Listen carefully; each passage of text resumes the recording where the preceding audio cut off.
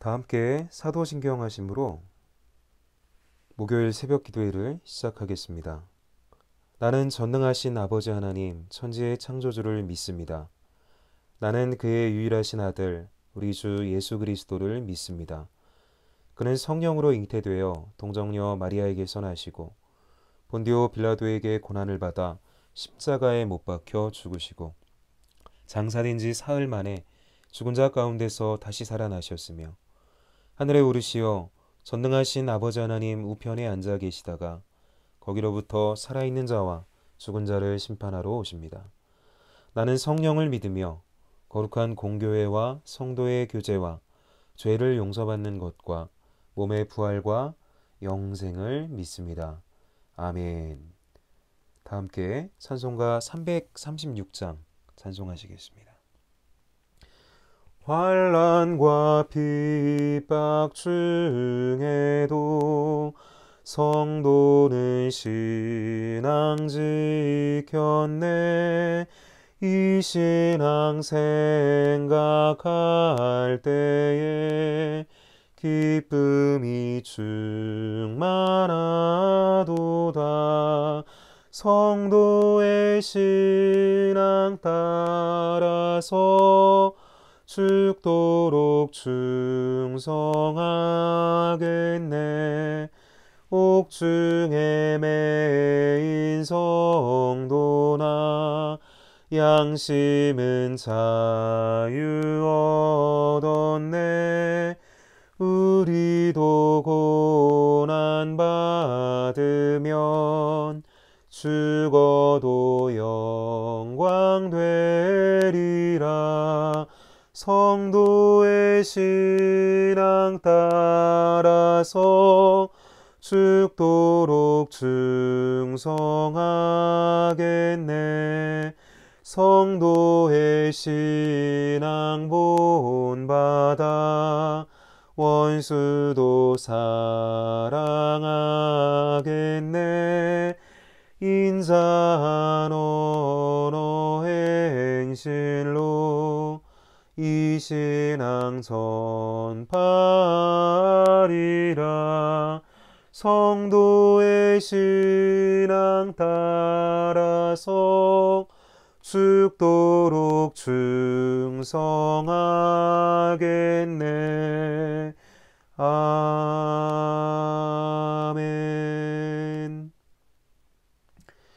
오늘 우리에게 주신 하나님 말씀은 신약성경 야고보서 1장 1절부터 8절입니다. 우리 한 목소리로 봉독하겠습니다. 하나님과 주 예수 그리스도의 종 야고보는 흩어져 있는 12지파에 문안하노라. 내 형제들아, 너희가 여러 가지 시험을 당하거든 온전히 기쁘게 여기라.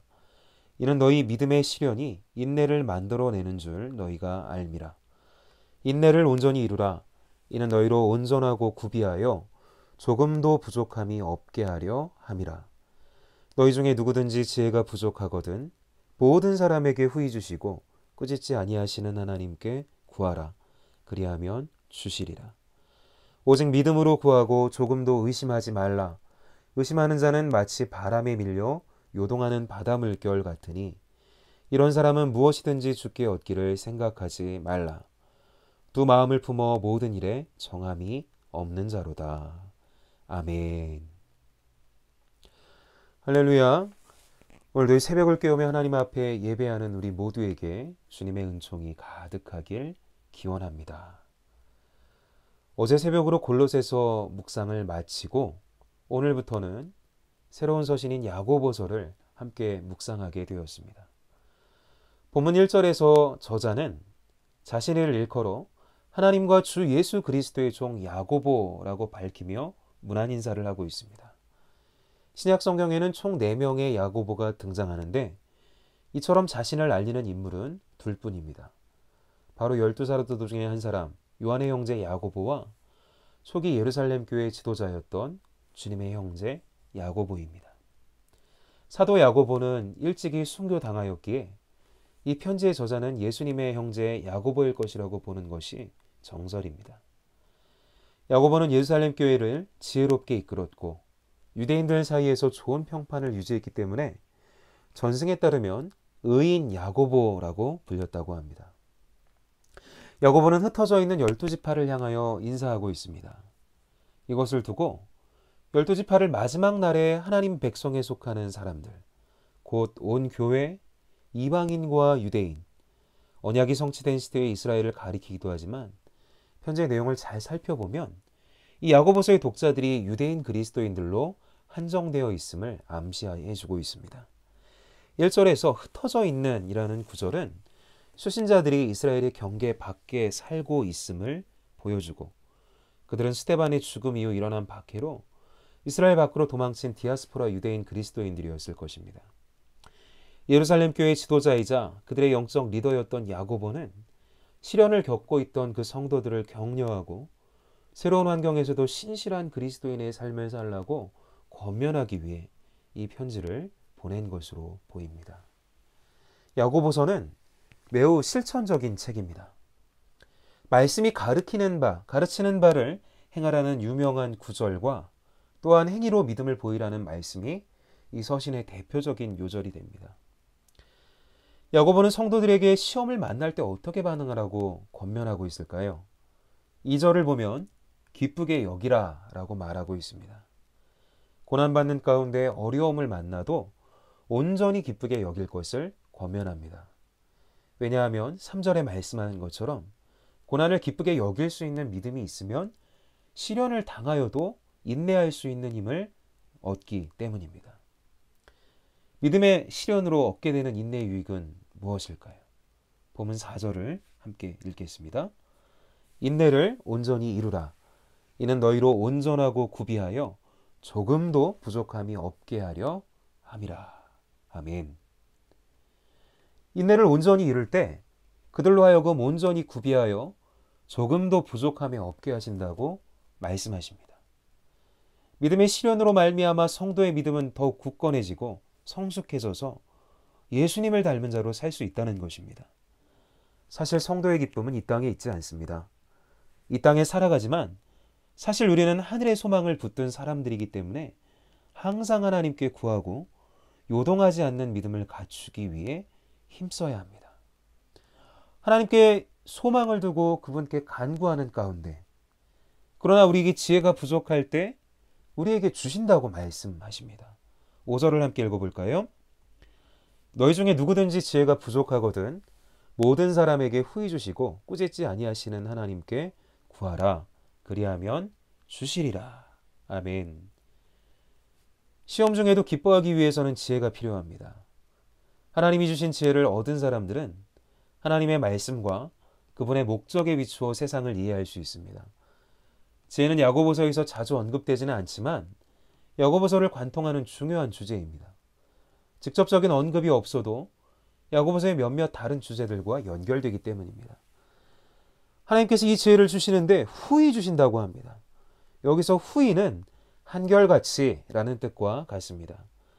우리가 하나님을 기쁘시게 하도록 그런 선물을 우리에게 주시는 것이 한결같고 일관되다는 뜻의 의미입니다. 이러한 한결같음 역시 야고보서의 근본 주제가 됩니다. 우리 이어서 본문 6절부터 8절 말씀을 함께 읽겠습니다. 오직 믿음으로 구하고 조금도 의심하지 말라. 의심하는 자는 마치 바람에 밀려 요동하는 바다 물결 같으니 이런 사람은 무엇이든지 주께 얻기를 생각하지 말라. 두 마음을 품어 일에 정함이 없는 자로다. 아멘. 우리가 하나님 앞에 기도드리며 간구할 때에는 오직 믿음으로 구하고 조금도 의심하지 말아야 합니다. 우리의 간구를 들으시고 응답하시는 하나님께서 우리에게 반드시 응답하실 것에 대한 믿음으로 간구해야 합니다. 의심하지 말라고 합니다. 의심하는 사람은 바다에 요동치는 파도와 같고 그런 사람은 주님의 응답을 얻기를 생각하지 말라고 합니다. 그들이 두 마음을 품었기 때문에 모든 일에 정함이 없다고 말씀합니다. 그래서 6절 이하의 말씀을 볼 때 야고보는 어떤 종류의 의심도 전혀 허용하지 않는 완벽한 믿음을 가지고 있어야만 우리의 기도가 응답받을 수 있다고 말하는 것은 아닙니다. 이 구절들에서 야고보가 비판하고 경고하는 것은 우리 어떠한 믿음의 연약함, 자연스러운 그런 모습들이 아니라 두 가지 주인을 동시에 섬기려 하는 사람들, 두 마음을 품은 사람들을 비판하고 있는 것입니다. 하나님 한 분만을 바라고 하나님 한 분만을 의지하는 것이 아니라 하나님도 의지하고 세상도 의지하며 하나님도 바라보고 사람들도 바라보며 살아가는 두 마음을 품은 사람들에 대한 비판의 말을 가하고 있는 것이었습니다. 때로 우리의 믿음이 연약하여 100% 신뢰로 하나님을 바라보지 못한다 할지라도 주님을 향한 올곧은 마음은 변치 않아야 할 것입니다. 다른 곳에 눈을 돌리지 않고 하나님을 바라보는 한 마음을 지켜야 하는 것입니다. 우리가 살면서 시험과 고난을 만날 때 여러분은 어떻게 반응하고 계시나요? 상황에 몰려서 인내하지 못하고 하나님이 아닌 다른 방법과 다른 사람을 찾고 계시지는 않습니까? 오늘 이 말씀의 권면을 우리 마음 가운데 깊이 새기기 원합니다. 고난과 어려움 가운데에도 인내하는 온전한 믿음을 통해 하나님이 보시기에 온전하고 기뻐하시는 자의 모습으로 성숙하고 성장할 수 있기를 원합니다. 또 고난이 주는 힘듦과 괴로움이 있지만 온전함을 이루시는 하나님을 바라보며 믿음으로 살아가는 우리 모든 성도님들이 되시길 주님의 이름으로 축복합니다. 기도하겠습니다. 살아계신 하나님 아버지 감사합니다. 오늘도 우리를 깨우시며 호흡하게 하시고 하나님 영광 안에 살아가게 하심에 감사를 드립니다. 이 하루를 열면서 오늘도 찬송하고 예배하고 하나님의 말씀을 묵상하며 기도함으로 이 하루를 주님께 드리며 헌신하게 하시는 하나님의 은혜를 감사드리며 찬양합니다. 하나님, 오늘 이 야고보의 이 말씀의 권면을 우리 마음 가운데 깊이 새기기 원합니다. 우리의 인생이 힘들고 어렵고 고난과 어려움이 우리를 찾아오는 가운데에도 인내하는 온전한 믿음을 통해서 하나님께서 바라보시기에 온전하시고 기뻐하시는 자의 모습으로 성숙하며 성장하며 살아갈 수 있는 우리 모든 중보교회 가족들 될 수 있도록 하나님 축복하시며 함께하여 주시옵소서. 코로나19의 위협이 더욱더 우리를 옥죄어 오고 이 지역사회 가운데 아버지 하나님 더욱더 많은 확진자들이 우리 주변에서 일어나고 있는 이 상황 가운데에도 육체적으로 심적으로 어려운 가운데에도 우리를 위로하여 주시고 이 모든 어려움 가운데 이 괴로움과 힘듦 가운데서도 우리 삶 가운데 우리 삶을 주장하시고 온전함을 이루시는 하나님을 바라보며 믿음으로 살아갈 수 있는 하나님의 기쁨으로 살아갈 수 있는 우리 모든 믿음의 가족들이 되게 하여 주시옵소서. 오늘도 우리 기도를 들으시며 함께 하시는 하나님 은혜를 믿고 감사드리며 살아계신 우리 구주 예수님 이름으로 기도드립니다. 아멘. 우리 함께 같이 기도하실 때 나눈 말씀을 기억하시면서 기도하실 때에는 우리가 인생의 시련과 고난과 어려움들을 맞이할 때 우리가 문내하지 못하고 하나님이 아는 다른 방법을 찾았던 우리 연약한 모습들을 먼저는 회개하며 기도하시기를 원하고요. 또 오늘 이 본문 말씀, 증거된 이 말씀을 우리 마음 가운데 깊이 새기면서 고난과 어려움 가운데에도 인내하는 온전한 믿음으로 살아가게 하여 주시옵소서. 하나님 바라보시기에 기뻐하시는 자의 삶을 살아내게 하여 주시옵소서. 간구하시기 바랍니다. 목요일은 선교의 날입니다. 국내 작은 교회와 선교기관들을 위해서 기도해 주시고요. 또 목회하시는 목사님들을 위해서 손 모아 주시기 바랍니다. 해외 선교지와 또 그곳에서 사역하는 우리 선교사님들의 영육간의 강건함을 위해서 기도해 주시고요. 장기 환우들의 회복을 위해서도 기도해 주시기 바랍니다.